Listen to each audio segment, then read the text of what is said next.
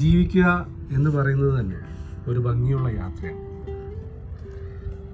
മനുഷ്യർ യൂണിവേഴ്സിനെ കുറിച്ച് പഠിക്കാനായിട്ട് ആദിമകാലം തൊട്ട് ശ്രമിക്കുന്നുണ്ട്, നമ്മളെക്കുറിച്ചും യൂണിവേഴ്സിനെ കുറിച്ചും എല്ലാം.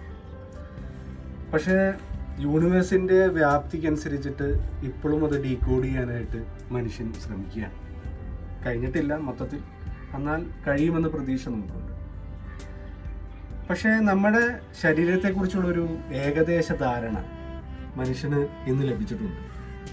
അതുകൊണ്ട് തന്നെ അവൻ്റെ ജീവിതം എങ്ങനെ പോകുന്നു, അവൻ്റെ ജീവിതം എങ്ങനെ നയിക്കാം എന്ന് അവനിപ്പോൾ പഠിച്ചിട്ടുണ്ട്, അത് മനസ്സിലാക്കിയിട്ടുണ്ട്.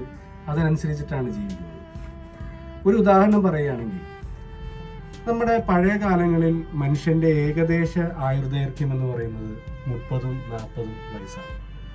പക്ഷെ ഇന്ന് ഏകദേശം അതൊരു 70-80 വയസ്സിലേക്ക് മാറിയിട്ടുണ്ട്, കൂടിയിട്ടുണ്ട്. അതെന്തുകൊണ്ടായിരിക്കും? അത് നമ്മളെ തന്നെ പഠിച്ചതുകൊണ്ടാണ്. നമ്മളെ തന്നെ പഠിച്ചു, അനലൈസ് ചെയ്തു, നമുക്ക് എന്തൊക്കെ മാറ്റം വരുത്തണമെന്ന് നമ്മൾ മനസ്സിലാക്കി.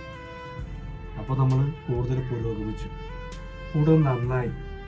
നമ്മുടെ ശരീരം കൊണ്ടും മനസ്സുകൊണ്ടൊക്കെ നമ്മൾ ഡെവലപ്പായി. അങ്ങനെയാണ് ഈ ഒരു ആയുർദൈർഘ്യത്തിലേക്ക് നമ്മൾ എത്തിയിരിക്കുന്നത്. കാർഷിക വിപ്ലവത്തിന് ശേഷം നമുക്ക് ഭക്ഷണം ഡിസൈൻ ചെയ്യാനും തിരഞ്ഞെടുക്കാനുള്ള അവസരം ലഭിച്ചിട്ടുണ്ട്. അപ്പോൾ അതുകൊണ്ട് തന്നെ നമുക്ക് റോ മെറ്റീരിയൽ സ്റ്റോർ ചെയ്യാനും വിതരണം ചെയ്യാനും കഴിഞ്ഞു. നമ്മുടെ സെല്ല് എങ്ങനെയാണ് ഫുഡിനെ റിക്രിയേറ്റ് ചെയ്യുന്നത് വെച്ച് കഴിഞ്ഞാൽ, നമ്മൾ കഴിക്കുന്ന ഭക്ഷണത്തിനാണ്. നമുക്ക് ഇഷ്ടമുള്ള ഭക്ഷണങ്ങൾ നമ്മൾ കഴിക്കുന്ന വഴി നമ്മുടെ സെല്ല് നമുക്ക് ഇമ്മ്യൂണിറ്റിയും അതിൻ്റെ ലോഞ്ചിവിറ്റിയും നമുക്ക് തരികയാണ് ചെയ്യുന്നത്. ഉദാഹരണം പറയുകയാണെങ്കിൽ, നമ്മൾ കുഞ്ഞു കുട്ടികൾക്ക്, നമ്മുടെ മക്കൾക്കൊക്കെ ഫുഡ് കൊടുക്കുന്ന രീതി ശ്രദ്ധിച്ചിട്ടുണ്ട്. അവർക്ക് നല്ല സൗന്ദര്യവും ആരോഗ്യവും ഉണർവും ഉണ്ടാകാൻ തരത്തിലുള്ള ഫുഡുകളായിരിക്കും നമ്മൾ കൊടുക്കുക. അത് നമ്മൾ പഠിച്ചു വെച്ചിരിക്കുന്ന കാര്യങ്ങളാണ്. നമ്മുടെ ശരീരത്തിൻ്റെ ആറ്റോമിക് തലത്തിൽ വരെ ഇന്ന് ചർച്ചകളും പുരോഗമനങ്ങളും ഇൻവെസ്റ്റിഗേഷൻസും എല്ലാം നടക്കുന്നുണ്ട്. നല്ല ഭക്ഷണം കഴിക്കുക, ഭക്ഷണം തിരഞ്ഞെടുക്കുക എന്ന് പറയുന്ന ഒരു ഭാഗ്യമാണ്. അത് പല മനുഷ്യർക്ക് ലഭിച്ചിട്ടില്ല.